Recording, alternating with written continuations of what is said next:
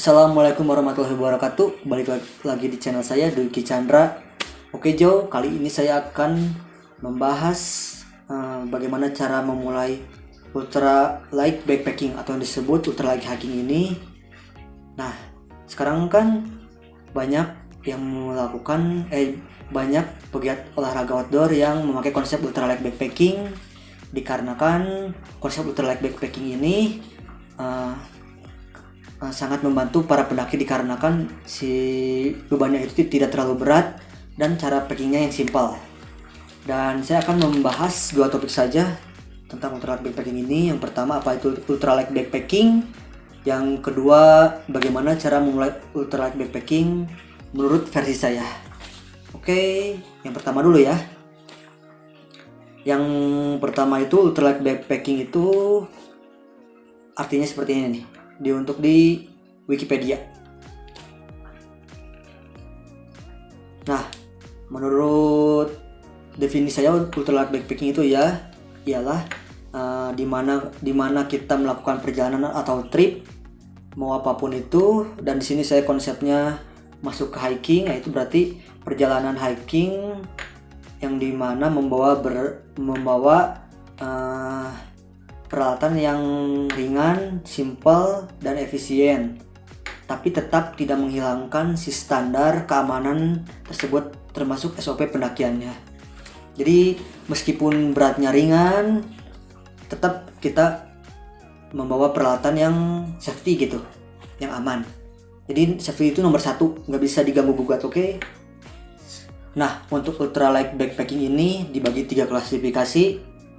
Ultralight backpacking ini ada yang dinamakan base weight, consumable weight, dan yang ketiga worn weight. Nah, untuk dibahas untuk yang pertama yaitu klasifikasi pertama yang disebut base weight. Base weight ini yaitu barang yang beratnya tetap gitu, jadi tidak berubah-ubah, termasuk apa yang kita bawa. Pokoknya base weight itu barang yang kita bawa tapi si beratnya itu tidak berubah-ubah, dan yang dimasukkan ke dalam backpacking, yang dimasukkan ke dalam backpack atau sisi tas sekitaran setelah kita gitu. Dan contohnya untuk base weight ini bisa dicontohkan oleh saya, yaitu seperti kita membawa shelter, sleeping bag, terus cooking set. Nah itu kan jadi si sleeping bag itu kan si beratnya tetap tidak berubah-ubah dari pertama kita awal memulai perjalanan hingga pulang. Dan yang kedua consumable weights. Jadi consumable weights ini kebanyakan termasuknya logistik. Jadi si consumable weights ini yaitu barang yang kita bawa yang barangnya itu variabel, jadi tidak tetaplah si nilainya. Jadi dari awal perjalanan sampai beresnya perjalanan itu si beratnya bakal berubah gitu, bakal berkurang. Itu yang dinamakan consumable weights. Contohnya seperti logistik yang kita bawa seperti makanan, minuman, bahan bakar. Nah itu kan beratnya nggak akan tetap, pasti terus bakal berkurang. Nah yang ketiga worn weights atau yang disebut di kita itu worn item. Jadi worn item itu tidak termasuk base weights dikarenakan barang yang kita gunakan tapi yang kita gunakan di dalam dipakai di tubuh gitu. Jadi tidak dimasukkan ke dalam tas.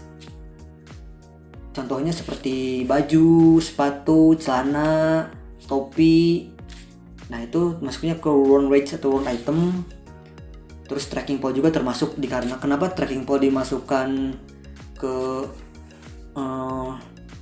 worn item atau worn weights ini, dikarenakan si trekking pole ini sering dipakai oleh pendaki itu sebagai penopang badan itu.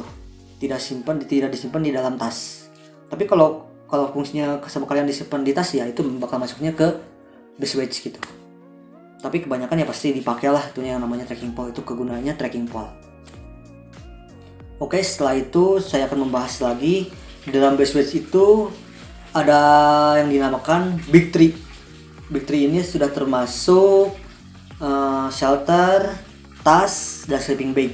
Nah kalian yang baru memulai atau hijrah ke ultralight, saya sarankan kalian fokus dulu ke 3 hal ini, yaitu tas, sleeping bag, dan shelter kalian. Nah 3 ini kalian harus mencari gear yang paling ringan gitu. Maksudnya kalian harus mencari 3 gear ini ringan gitu. Jadi kalian harus memilih dari bahannya yang paling ringan dan kualitasnya juga bagus gitu. Banyak kok barang-barang seperti shelter, sleeping bag, produksi lokal kita yang bagus gitu. Dan tas juga banyak, tas ultralight di kita gitu yang ngejualnya. Pokoknya intinya sih kalian jika ingin memulai ultralight ini, kalian ingin memulai ultralight backpacking ini, saya sarankan kalian fokus dulu ke 3 ini yang saya dimaksudkan big 3 ini, yaitu dari big 3 ini termasuk tas, shelter kalian, dan sleeping bag kalian. Cari paling ringan. Tasnya mungkin kalian bisa ambil yang dari 30 liter ke bawah, dan shelternya kalian pilihnya shelter berbentuk tarp tent yang beratnya mungkin ya di bawah 800 graman lah atau 700 gram. Dan untuk sleeping bagnya kalian bisa mengakalkan dari sleeping bag blue angsa gitu. Di kita juga banyak produsen lokal yang sudah membuat sleeping bag blue angsa dan kualitasnya juga bagus. Dan mungkin untuk shelter sama saya dikasih saran juga, shelter mungkin bisa dari tarp tent, tapi tarp tent kan si harganya emang lumayan gitu ya.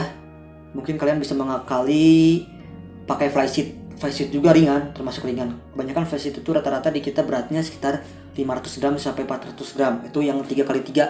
Kalian ambilnya 3x3 biar mudah di setupnya. Tinggal kalian cari aja di YouTube setup flysheet dibuat tarp tent gitu, dibuat tarp tent. Oke. Untuk tasnya mungkin ya kalian sudah tahu lah, di marketplace banyak, tinggal kalian ketik tas ultralight atau di IG juga banyak lah. Oke, setelah bisnis tadi saya akan menjabarkan consumable wedge juga. Consumable wedge ini kebanyakan kan sebagainya dari logistik. Nah, kalian jangan sampai kalian melakukan hiking atau olahraga outdoor ini kalian membawa si makanan yang ringan gitu. Jadi kalian memaksakan bawa makanan yang simple aja, tapi malah menyiksa ke diri kalian sendiri gitu. Jangan sampai seperti itu. Makanan itu nggak boleh kurang intinya. Boleh lebih, tapi kurang jangan. Dan untuk makanan juga nggak ada yang namanya makanan ultralight. Jadi untuk mengakalinya mungkin kalian bisa dengan cara ya seperti saya, mungkin saya lebihnya memakai cara contoh kilokalori per hari saya berapa kilokalori gitu. Jadi tahu per harinya kilokalorinya berapa, terus kalian cari makanannya gitu. Dengan bukan dikira-kira, ada sih setiap makanan gitu ya kilokalorinya berapa gitu, ada tertera di komposisi belakangnya intinya gitu. Kalau saya sih untuk makanan seperti itu. Jadi untuk makanan saya pasti membawa yang penting karbohidrat, ada itu sumbernya kilokalori saya itu dari karbohidrat mungkin bisa ambil dari nasi atau oatmeal. Kalau saya biasanya oatmeal sama roti. Dan sumber yang penting yaitu protein jangan sampai lupa, karena itu juga sumber energi juga. Yang mungkin yang ketiga juga vitamin lah. Vitamin kalian, asupan vitamin, contoh mungkin dari minuman yang ada vitaminnya, atau makanan juga yang ada vitaminnya lah, seperti buah-buahan dan makanan yang banyak seratnya lah intinya gitu. Terus yang ketiga mungkin dari round item, si gear yang apa yang kita gunakan, mungkin kalian bisa, kalau saya cara mengakalinya untuk round item ini, saya mungkin ambil pakaian yang ringan, contoh pakaian yang cepat kering, celana juga yang cepat kering, sepatu mungkin beli sepatu yang trail running yang harganya nggak terlalu mahal juga sih. Banyak sekarang trail running yang harganya murah juga, di bawah 500.000 lah pokoknya ya. Jadi serba ringan pokoknya intinya gitu. Oke, sekarang saya akan membahas bagaimana cara memulai ultralight backpacking dan tipsnya. Tapi ini untuk versi saya. Yang pertama, jangan bawa gear apa yang benar-benar tidak digunakan. Nah, untuk di video ini saya pun memasukkan shelter saya yang berbentuk tarp tent. Kemudian ada flysheet 3x3. Saya tidak akan membawanya.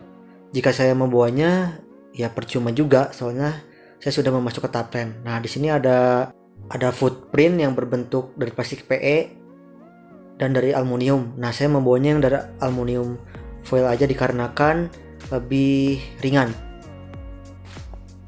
Yang kedua, bawalah gear yang multifungsional. Nah, seperti di video ini, saya pun membawa cooking set saya yang berbentuk mug. Nah, mug itu bisa dijadikan tempat minum dan tempat untuk memasak juga.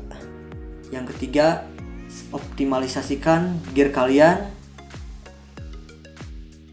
Nah, di sini untuk optimalisasikan gear yang dimaksud yaitu coba dimodifikasilah gear-gear kalian gitu. Seperti yang ada di video ini, saya pun memotong 2 matras saya gitu, dimutilasi jadi ya lebih ringan lah untuk ukuran torso saja. Yang keempat, DIY. Nah, untuk DIY atau do it yourself ini sebenarnya menguntungkan untuk kalian dikarenakan memangkas dana kalian untuk pengeluaran pembelian gear dan menambah kreativitas kalian juga gitu. Ya, syukur-syukur kalian bisa jadi maker juga dan bisa mulai usaha dari kreativitas kalian.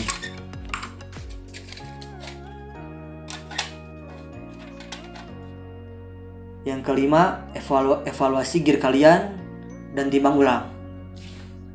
Nah, untuk setiap gear kalian coba kalian timbang ulang, dan jika fungsinya sama gear itu ya kalian bisa ganti saja jika fungsinya sama. Seperti ini nih, saya mempunyai 2 pisau dan ada pisau yang lipat kecil dan pisau biasa. Dikarenakan fungsinya sama, saya memilih pisau yang kecil saja daripada yang besar dikarenakan terlalu berat.